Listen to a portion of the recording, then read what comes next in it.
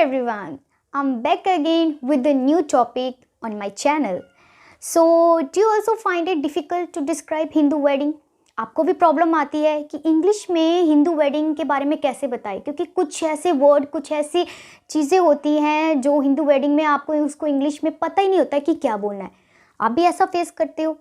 अगर करते हो so you don't need to worry, क्योंकि आज के जो मैं लेसन में आपको यही बताने वाली हूँ सम इंडियन मैरिज वोकैबुलरी. ठीक है, सो चलो स्टार्ट करते हैं. जो सबसे पहला होता है फेरे. ठीक है, जब मैरिड कपल फेरे लेते हैं तो उसको इंग्लिश में क्या बोलते हैं? इसके वैसे तो एक एज अ वर्ब यूज़ होता है और एक एज अ नाउन यूज़ होता है. तो सबसे पहले मैं लिख लेती हूँ.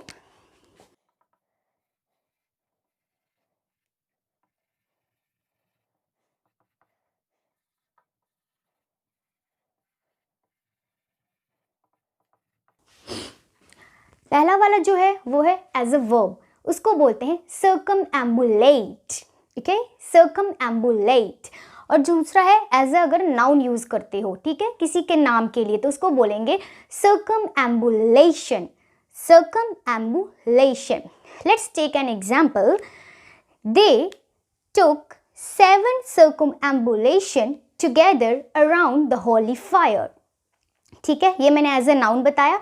अगर एज अ वर्ब यूज करना हो तो कैसे बोलोगे? दे circumambulated 7 times together around the holy fire. ठीक है, अब आपको इन दोनों में कोई कंफ्यूजन नहीं होगी. ठीक है, एक में जो पीछे टी है और यहाँ पर एंड में जो है ION हो गया है. क्लियर? सो फेरों को बोलते हैं circumambulate और circumambulation. द नेक्स्ट जो है वो है शुभ. बोलते हैं ना कि हर रस्में, हर काम जो है वो शुभ मुहूर्त पर ही होना चाहिए. बट शुभ को तो इंग्लिश में बोलते होंगे कुछ, ठीक है, आपको नहीं पता लगता, और जब आप किसी को इंग्लिश में बता रहे हो तो then you will definitely get confused. So don't worry. शुभ का जो इंग्लिश वर्ड है वो है,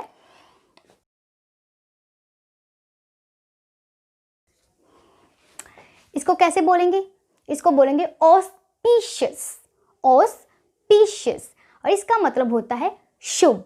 ठीक है, for example, the use of the coconut fruit in all kind of Hindu religion ceremonies is considered auspicious. ठीक है, जो नारियल का फल होता है उसका जो है हिंदू धर्म में यूज़ होना सबसे ज़्यादा शुभ माना जाता है. ठीक है, और आप कोई और सेंटेंस भी इस पे बना सकते हो. नेक्स्ट जो है वो है मंगलसूत्र. ठीक है, मंगलसूत्र जो शादीशुदा हिंदू लड़कियां होती हैं वो शादी के बाद जो है वो मंगलसूत्र पहनती हैं. पर इसको जो है इंग्लिश में क्या बोलते हैं? वैसे तो मंगलसूत्र भी बोलते हैं इंग्लिश में, पर इसका एग्जैक्ट इंग्लिश वर्ड है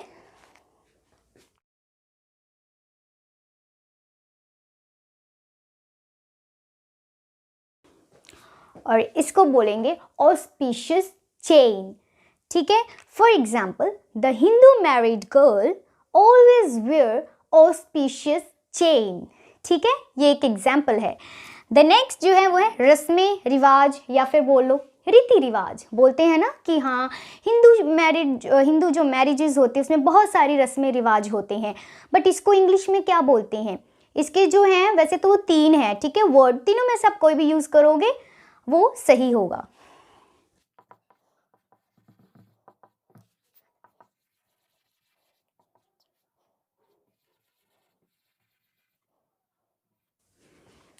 पहले वाली की प्रोनाउंसिएशन है राइट्स.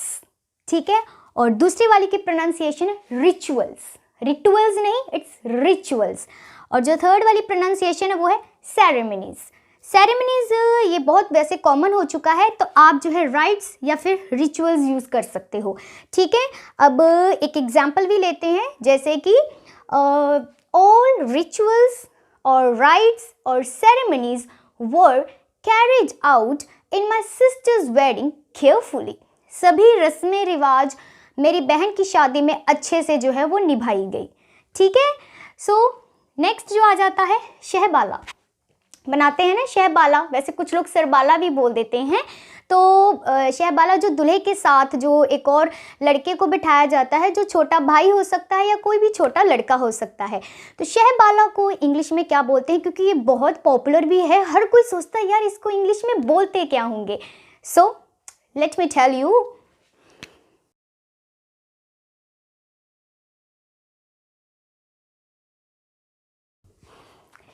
इसको बोलते हैं ग्रूम्समन।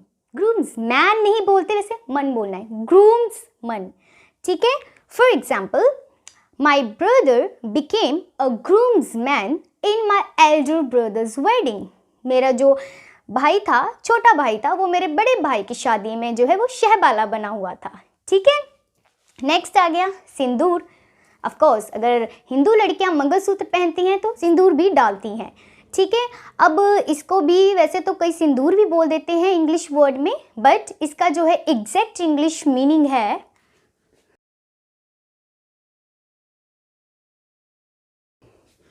इसको हम बोलेंगे वर्मिलियन। वर्मिलियन नहीं होगा, वर्मिलियन। ठीक है, व साउंड ध्यान से रखना है, आपने इसको अच्छे से बोलना है। For example, the Hindu married girls put vermilion on their forehead. ठीक है, इसका मतलब है जो हिंदू शादीशुदा लड़कियां होती हैं वो अपने मांग में जो है वो सिंदूर डालती हैं। ठीक है, नेक्स्ट जो आ गया वो है मंडप। ठीक है, क्योंकि जहाँ पर वो फेरे लेते हैं या फिर जहाँ पर जितने भी शादी की रस्में निभाई जाती हैं उसको मंडप बोलते हैं। और मंडप को जो इंग्लिश में बोलने के लिए इसके जो हमारे 2 वर्ड्स हैं।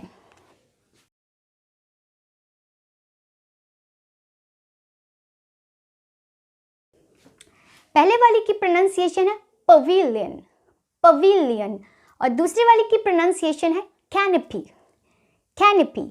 ठीक है, सो एक इसका एग्जाम्पल भी लेते हैं, जैसे कि द पवेलियन और canopy was well embellished in my sisters wedding. मेरी बहन की शादी में जो मंडप था बहुत अच्छे से सजाया हुआ था। यहाँ पर एम्बेलिश्ड का मतलब होता है डेकोरेटेड। ओके, नेक्स्ट आ गया कलश। ये सबसे शुभ माना जाता है। कलश होता है, उसके ऊपर जो है वो नारियल और फिर जो मैंगो लीव्स यानी आम के पत्ते आसपास रखे जाते हैं और उसको अच्छे से थोड़ा सा डेकोरेट किया होता है। तो कलश को भी इंग्लिश में कुछ ना कुछ तो बोलते ही होंगे। सो इसका मतलब है, इसको बोलते हैं एम्फुला, एम्फुला। ओके, सो इसका यूज़ जो है वो हिंदू मैरिज में जो है सबसे ज़्यादा, इवन हर तरह की जितनी भी रिलीजियस जितने भी काम किए जाते हैं उसमें जो है कलश का यूज़ किया जाता है। ठीक है, so the last, of course इनके बिना तो कोई भी शादी कंप्लीट ही नहीं हो सकती। ठीक है, जो पंडित जी होते हैं या पुजारी जी, तो इनको इंग्लिश में क्या बोलते हैं?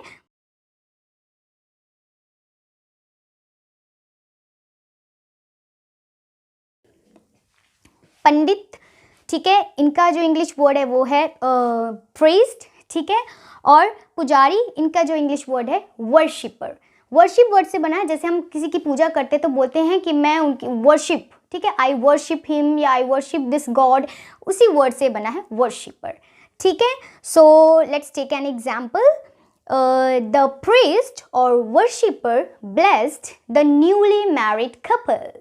ठीक है, सो आप देख सकते हो ये कुछ जो है वर्ड थे हिंदू मैरिज के जो आप इंग्लिश में आपको हमेशा कंफ्यूजन होती है और आप यूज़ कर सकते हो। तो next time try using these words.